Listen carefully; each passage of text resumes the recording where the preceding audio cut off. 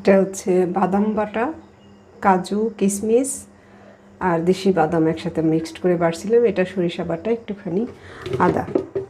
আর এবার দিয়ে দিচ্ছি হলুদের গুঁড়া। তেল দেইনি এখনও, দেব।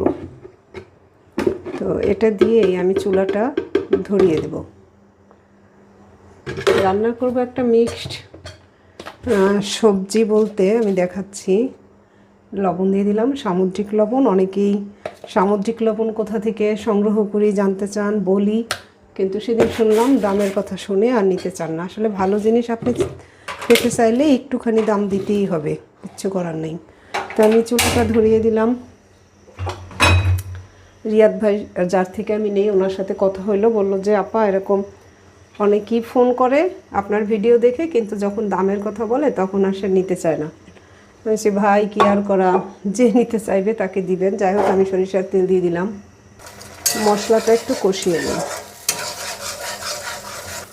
এটা হচ্ছে ধনে জিরার, এটা জিরার গুঁড়ো, সরি, ধনে মেশানো নাই, জিরার গুঁড়ো দিয়ে দিলাম।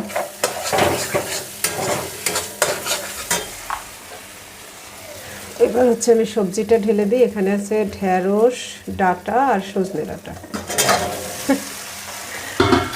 আসলে আমার 3টা তরকারি অল্প অল্প আছে। ঢেঁড়স আছে, কিন্তু ডাঁটা আর হচ্ছে সজনে ডাঁটা অল্প আছে, তাই আমি এটা করে নিলাম আর কি। মোটামুটি একটু কষিয়ে নিলাম। আসলে আমার রান্নাগুলো না এরকমই, কোনো কিছু চিন্তা ভাবনা না করে যখন যেরকম যা থাকে তার উপর ভিত্তি করে আমি রান্নাগুলো করি।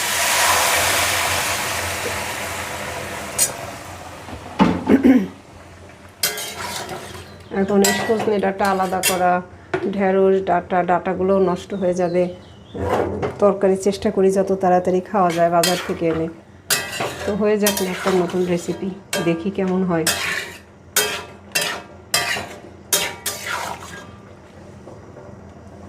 এবার এটা ঢেকে রাখি, অল্প আছে হতে থাক, দেখি তরকারিটা কেমন হলো। অনেকেই আমাকে কমেন্ট করেন যে উদ্ভট সব রান্না করে এই মহিলা। আসলে উদ্ভট রান্না করি, এরকম তরকারি কেউ কখনো করছে কিনা আমি জানি না। আমার মতো যারা, তারা অবশ্যই করবে, কারণ আসলে কি করব, চাকরি করি, সবসময় সব কিছু ইচ্ছা মতো মনের মতো বাজার করতে পারি না। তো দেখেন এটা সিদ্ধ হয়ে গেছে, যে এটা সিদ্ধ হয়ে গেছে। আমি আর এটা রান্না করব না, আমি চুলাটা বন্ধ করে দিয়ে জাস্ট ঢেকে রেখে দেব। তাহলে বাকিটুকু যেটা নরম সিদ্ধ হয়ে যাবে, তাতে আমার তাপও বাঁচবে, এর পুষ্টি গুণাগুণটাও ঠিক থাকবে।